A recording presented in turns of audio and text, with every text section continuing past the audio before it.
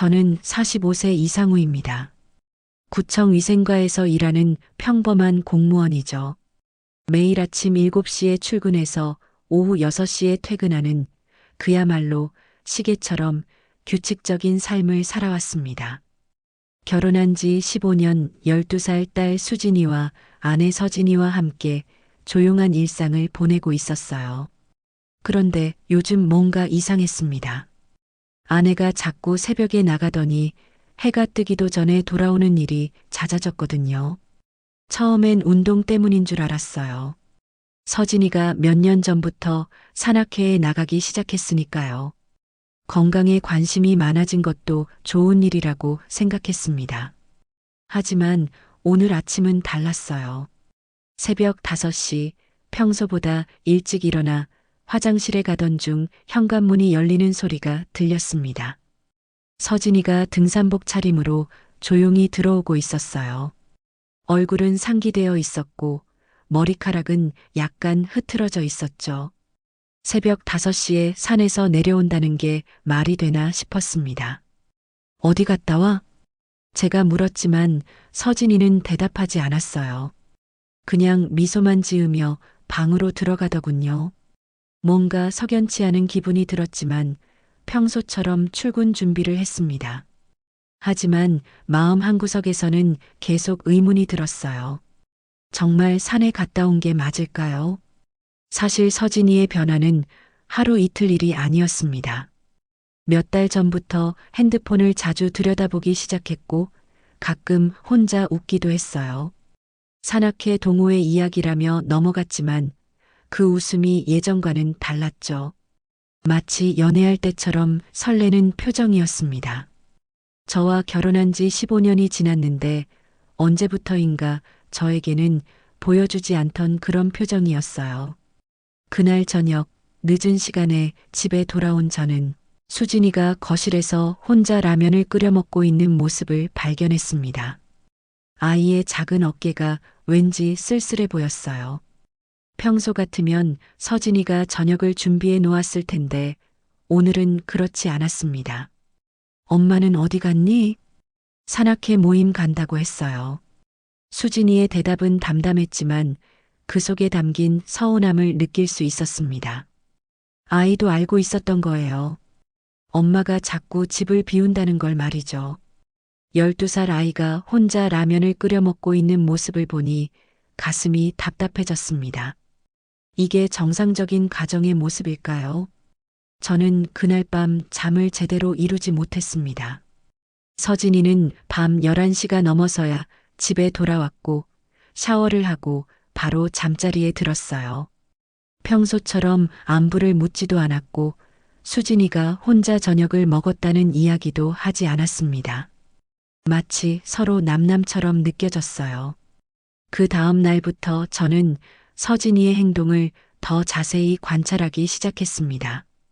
평소 같으면 그냥 넘어갔을 작은 변화들이 눈에 들어오기 시작했죠. 서진이는 예전보다 화장을 더 신경 쓰게 되었고 옷차림도 달라졌습니다. 집에서 입던 편한 트레이닝복 대신 몸매가 드러나는 운동복을 자주 입었어요. 특히 핸드폰을 대하는 태도가 확연히 달라졌습니다. 예전에는 저와 함께 있을 때 핸드폰을 무심코 테이블 위에 두곤 했는데 요즘은 항상 손에 들고 있거나 뒤집어서 화면이 보이지 않게 놓았죠. 메시지가 올 때마다 얼굴에 묘한 미소가 번지는 것도 눈에 띄었습니다. 어느 토요일 오후 서진이가 또다시 산악회 모임이 있다며 나갈 준비를 하고 있었어요. 평소와 다른 점이 있다면 화장을 더 진하게 했다는 것이었습니다. 등산을 간다는 사람이 립스틱까지 바르는 모습을 보니 의아했죠. 오늘도 야간 산행이야? 네, 달빛 산행이라고 해서 특별히 하는 거예요. 서진이의 대답은 자연스러웠지만 왠지 연습한 듯한 느낌이 들었습니다. 저는 더 이상 묻지 않았어요. 대신 마음속으로 계산해 봤죠. 이번 달에만 벌써 4번째 야간 산행이었습니다. 그렇게 자주 밤에 산에 가는 동호회가 있을까 싶었어요. 서진이가 나간 후 저는 수진이와 함께 저녁을 먹었습니다. 아이는 평소보다 조용했고 밥을 먹으면서도 계속 핸드폰만 들여다보고 있었어요. 요즘 아이들은 다 그런가 보다 했는데 갑자기 수진이가 입을 열었습니다. 아빠, 엄마가 이상해요. 왜 그런 말을 하니? 엄마가 요즘 자꾸 거짓말해요. 산에 간다고 하는데 어제 친구 엄마가 그러는데 우리 엄마 산악회에 안 나온다고 했어요. 수진이의 말에 저는 숟가락을 든 손이 멈췄습니다. 12살 아이가 어른의 거짓말을 간파하고 있다는 사실이 충격적이었어요. 더 놀라운 건 아이가 이미 오래전부터 이 사실을 알고 있었다는 것이었죠. 그날 밤 서진이는 12시가 넘어서야 집에 돌아왔습니다. 얼굴은 붉어져 있었고 머리카락에서는 낯선 향수 냄새가 났어요.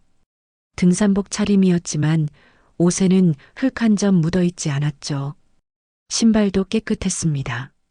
정말 산에 갔다 온 사람의 모습이 아니었어요. 저는 그날 밤 잠들지 못하고 천장만 바라보며 생각에 잠겼습니다. 15년간 함께 살아온 아내가 저에게 거짓말을 하고 있다는 사실을 받아들이기 어려웠어요. 하지만 모든 증거들이 한 가지 사실을 가리키고 있었죠. 서진이는 산에 가는 게 아니라 다른 곳에 가고 있었고 아마도 다른 사람을 만나고 있을 가능성이 높았습니다. 의심이 확신으로 바뀌기까지는 그리 오래 걸리지 않았습니다. 저는 평생 남의 뒤를 캐본 적이 없는 사람이었는데 서진이 때문에 처음으로 그런 일을 하게 되었죠. 마음이 편하지는 않았지만 진실을 알아야 했습니다. 먼저 서진이의 핸드폰을 확인해 보려 했지만 비밀번호가 걸려 있었어요. 예전에는 비밀번호 같은 것도 없었는데 언제부터인가 잠금 설정을 해놓았더군요. 그 다음으로 생각해낸 게 신용카드 사용 내역이었습니다. 가계부를 정리한다는 핑계로 카드회사 홈페이지에 들어가 봤죠. 놀라운 사실을 발견했습니다. 서진이가 산에 갔다고 한 날들의 모텔과 호텔에서 결제한 기록들이 여러 건 있었어요. 더 충격적인 건 식당에서의 결제 내역이었습니다. 2인분 메뉴를 주문한 기록들이 선명하게 남아 있었죠.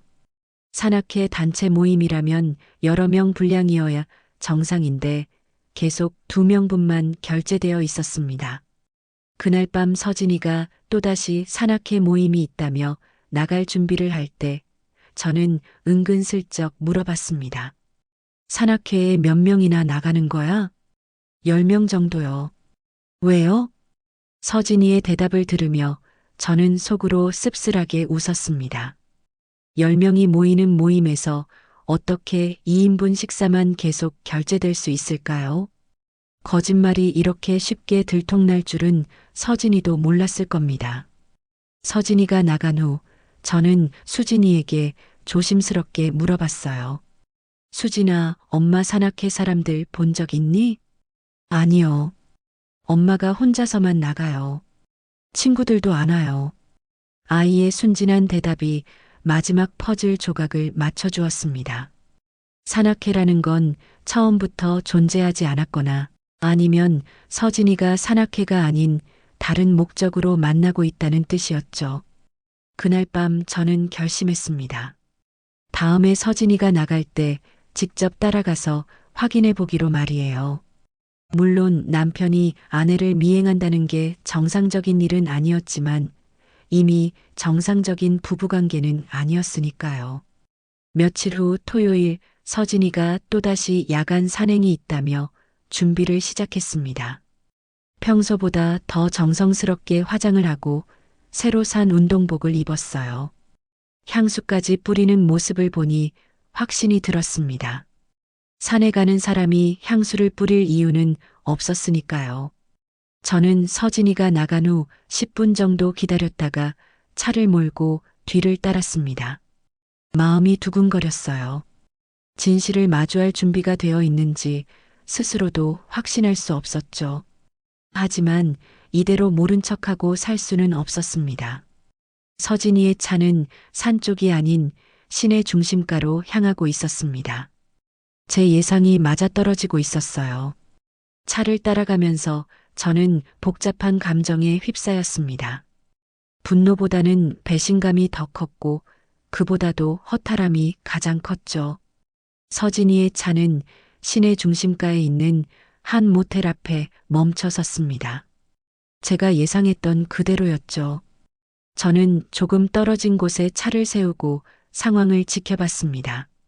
가슴이 두근거렸고 손에서는 식은땀이 흘렀어요.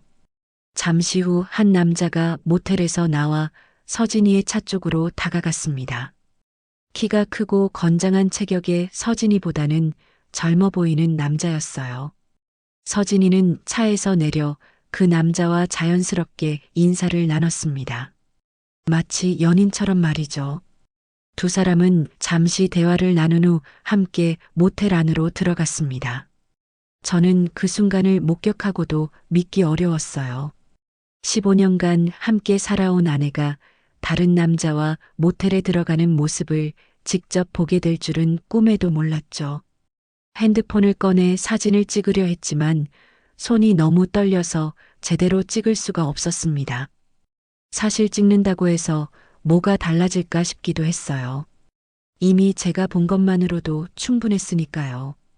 저는 그 자리에 1시간 정도 더 있었습니다. 차 안에서 멍하니 모텔 건물만 바라보고 있었어요.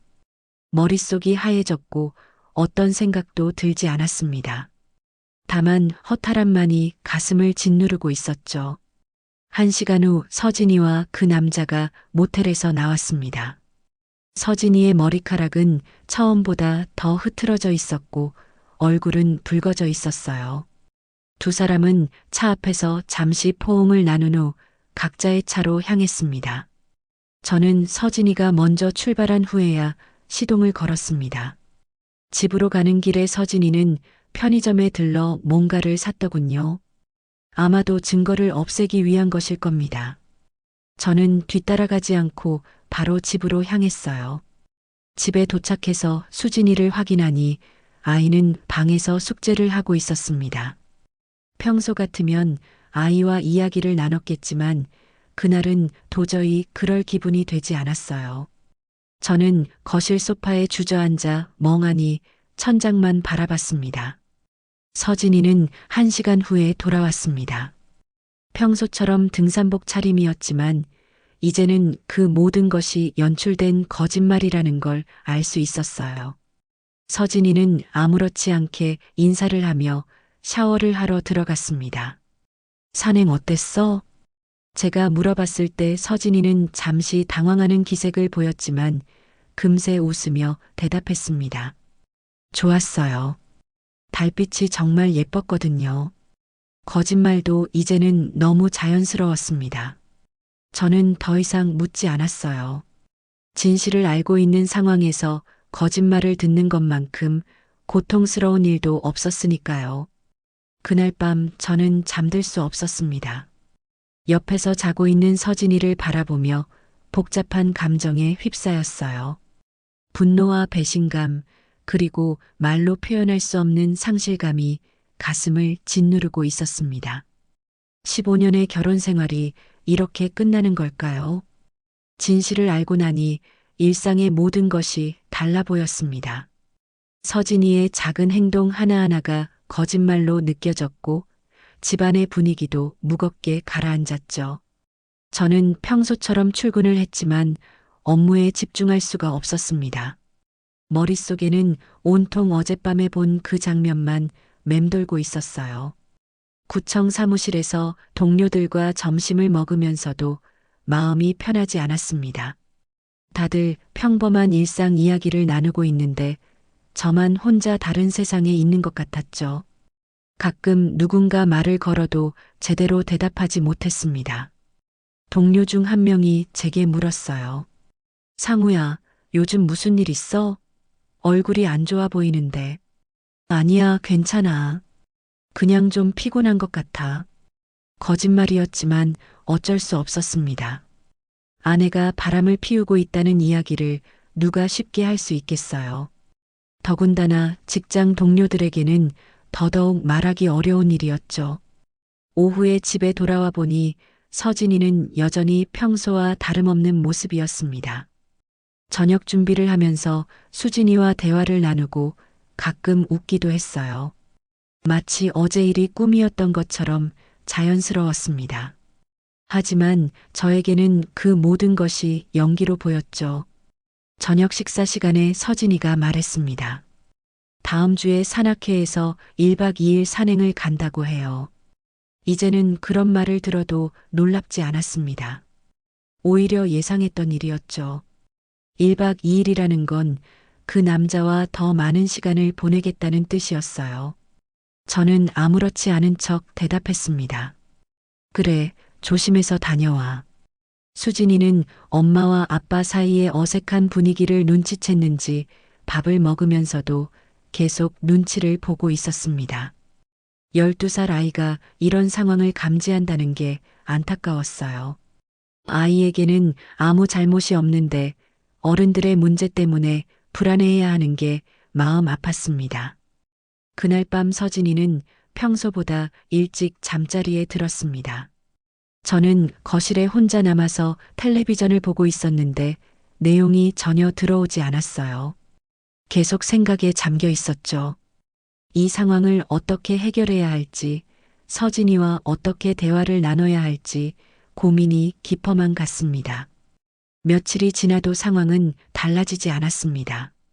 서진이는 여전히 산악회 이야기를 하며 외출을 계속했고, 저는 그것이 거짓말이라는 걸 알면서도 말리지 못했어요. 차라리 모르고 지내는 게 나았을지도 모른다는 생각까지 들었습니다. 하지만 가장 힘든 건 수진이었습니다. 아이는 점점 말수가 줄어들고 있었고 평소보다 혼자 있는 시간이 늘어나고 있었어요. 학교에서 돌아와도 방에만 들어가 있었고 가족끼리 대화하는 시간도 줄어들었습니다. 이 모든 게 저희 부부의 문제 때문이라는 생각에 마음이 무거웠어요. 어느 날 저녁 수진이가 조용히 제게 다가왔습니다. 아이의 표정이 평소와 달리 심각해 보였어요. 수진이는 잠시 망설이다가 입을 열었습니다. 아빠, 우리 가족 괜찮아요? 아이의 순진한 질문에 가슴이 먹먹해졌습니다. 12살 아이가 가족의 위기를 감지하고 있다는 것 자체가 충격이었어요. 저는 아이를 안심시키려고 했지만 확신 있는 대답을 할 수가 없었습니다. 괜찮다, 수진아. 아빠가 다 해결할 거야. 저는 아이를 달래며 말했지만 사실 어떻게 해결해야 할지 막막했습니다. 수진이는 제품에 안겨서 한참을 있다가 방으로 들어갔어요. 아이의 뒷모습을 보며 가슴이 아팠죠. 이런 상황에서 가장 피해를 보는 건 결국 아이였으니까요. 다음 날 아침 서진이는 평소보다 더 일찍 일어나서 화장을 하고 있었습니다. 오늘이 바로 1박 2일 산행을 간다던 날이었어요. 저는 커피를 마시며 서진이의 모습을 지켜봤습니다. 예전 같으면 여행 가는 아내를 보며 부럽다고 생각했을 텐데 이제는 모든 것이 거짓말이라는 걸 알고 있으니까 씁쓸할 뿐이었죠. 언제 출발해? 9시에 집합이에요. 버스로 단체로 이동한다고 하더라고요. 또 거짓말이었습니다. 아마 그 남자와 따로 만나서 어디론가 갈 계획인 것 같았어요. 저는 더 이상 캐묻지 않았습니다. 어차피 진실을 말할 리도 없을 테니까요. 서진이가 큰 가방을 들고 집을 나선 후 저는 수진이와 함께 아침을 먹었습니다. 아이는 여전히 말이 없었고 밥도 제대로 먹지 않고 있었어요. 평소 같으면 엄마가 없는 주말을 좋아했을 텐데 요즘은 그런 기색도 보이지 않았습니다. 수진아, 오늘 아빠랑 뭐 하고 싶어? 그냥 집에 있을래요. 아이의 대답에서 무기력함이 느껴졌습니다. 12살 아이가 이런 모습을 보이는 게 정상적이지 않다는 걸 알고 있었어요. 우리 부부의 문제가 아이에게까지 영향을 미치고 있다는 사실이 가장 괴로웠습니다. 그날 오후 저는 혼자 동네를 산책하며 생각을 정리해 보려 했습니다. 15년의 결혼 생활을 돌이켜보니 언제부터인가 서진이와의 대화가 줄어들기 시작했던 것 같았어요. 저는 일에만 매달려 있었고 서진이는 집안일과 아이 돌보기에만 신경 썼죠. 부부라기보다는 그냥 한 집에서 사는 동거인 같은 관계가 되어버렸습니다. 사실 서진이의 외도를 발견하고 나서도 분노보다는 허탈감이 더 컸어요. 화를 내고 싶었지만 정작 화낼 에너지도 없었습니다. 아마 이미 우리 부부 사이에는 사랑이라는 감정 자체가 사라진 지 오래되었나 보다 싶었죠. 저녁 때 수진이와 함께 치킨을 시켜 먹으며 아이와 대화를 나눠보려 했습니다. 하지만 수진이는 여전히 말수가 적었고 가끔 물어보는 말에만 짧게 대답할 뿐이었어요. 평소 같으면 아빠와 둘이 있는 시간을 즐거워했을 텐데 요즘은 그런 모습을 찾아볼 수 없었습니다. 밤이 되자 서진이에게서 문자 메시지가 왔습니다. 산장에 도착했다는 내용과 함께 단체 사진 한 장이 첨부되어 있었어요. 하지만 자세히 보니 그 사진은 인터넷에서 다운받은 것 같았습니다. 화질도 좋지 않았고 서진이의 모습은 어디에도 보이지 않았거든요. 이제는 이런 조작된 증거까지 만들어서 보내고 있었던 겁니다. 저는 그 순간 결심했습니다. 더 이상 이런 상황을 방치할 수 없다고 생각했어요. 서진이와 정면으로 대화를 나눠야 할 때가 온 것 같았습니다. 물론 쉽지 않은 일이겠지만 이대로 계속 모른 척하고 살 수는 없었거든요. 다음 날 오후 서진이는 예정보다 일찍 집에 돌아왔습니다. 얼굴에는 여전히 상기된 기색이 남아 있었고 가방에서는 낯선 향수 냄새가 풍겼죠. 저는 거실 소파에 앉아서 서진이가 집에 들어오는 모습을 지켜봤습니다. 평소 같으면 산행이 어땠는지 물어봤을 텐데 이제는 그럴 기분이 들지 않았어요. 서진이는 샤워를 한 후 평소처럼 저녁 준비를 시작했습니다. 마치 아무 일도 없었던 것처럼 자연스러웠죠. 하지만 저에게는 그 모든 행동이 연기로 보였습니다. 15년을 함께 살았는데 이렇게 낯설게 느껴질 줄은 몰랐어요. 저녁 식사 시간에 서진이가 산행 이야기를 꺼냈습니다. 날씨가 좋았다는 둥, 경치가 아름다웠다는 둥 상세하게 설명하더군요. 모든 것이 미리 준비된 이야기 같았습니다. 저는 고개만 끄덕이며 들었지만 한마디도 믿을 수 없었죠. 수진이는 여전히 조용했습니다. 아이도 뭔가 이상하다는 걸 눈치채고 있는 것 같았어요. 가끔 저와 서진이를 번갈아 보며 눈치를 살피고 있었습니다. 12살 아이가 이런 분위기를 감지해야 한다는 게 안타까웠죠. 그날 밤 서진이가 잠든 후 저는 거실로 나와서 생각을 정리해 봤습니다. 더 이상 이런 상황을 방치할 수는 없다고 결심했어요.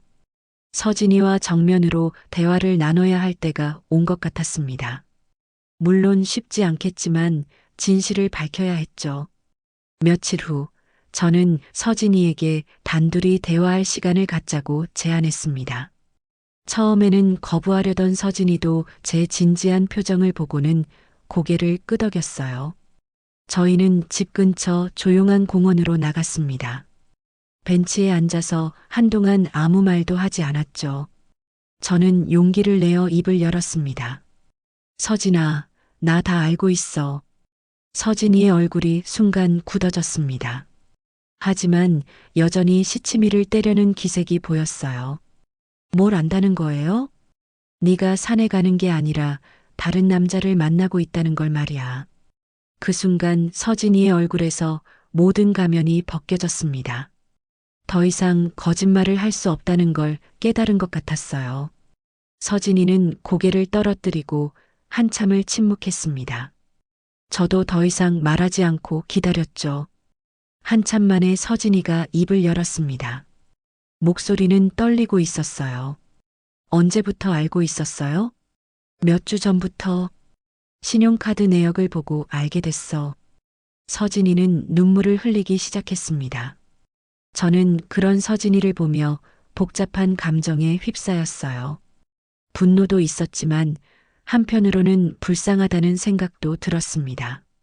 15년의 결혼 생활이 이렇게 끝나가는 게 허무했죠.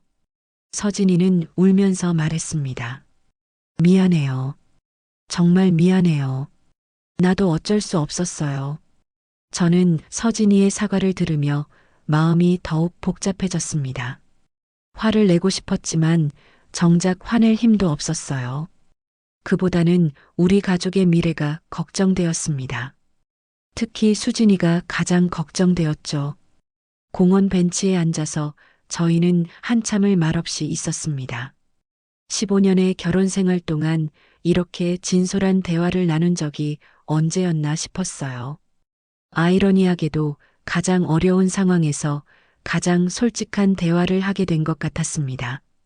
서진이는 한참을 울었습니다. 저는 그런 서진이를 바라보며 마음이 복잡했죠. 분노와 배신감이 있었지만 동시에 15년을 함께 살아온 사람에 대한 연민도 느꼈습니다. 서진이가 진정될 때까지 기다렸어요. 그 사람이 누구야?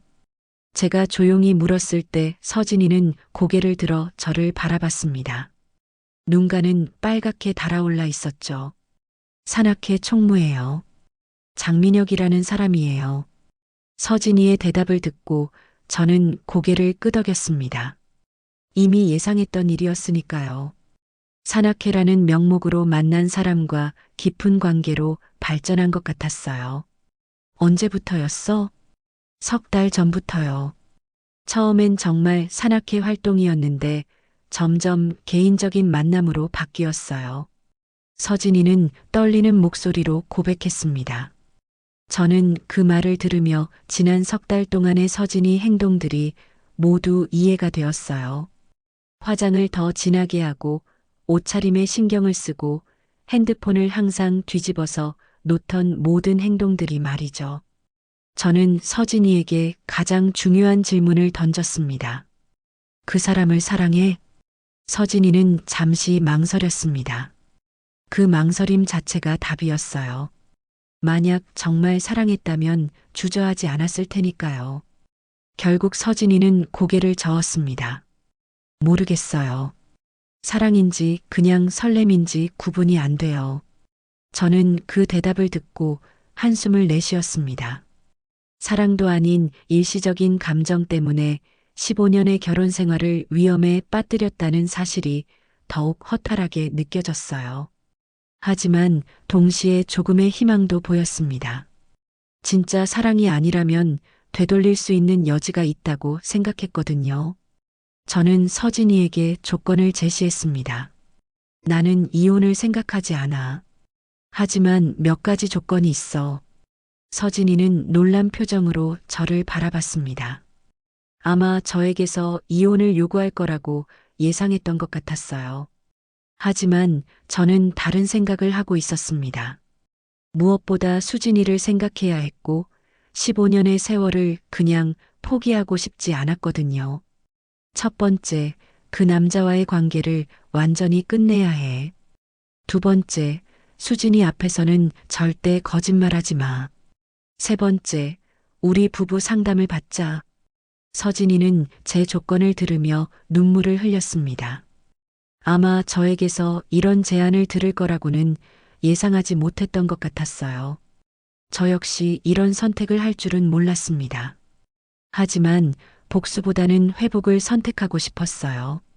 그날 이후 서진이는 정말로 변했습니다.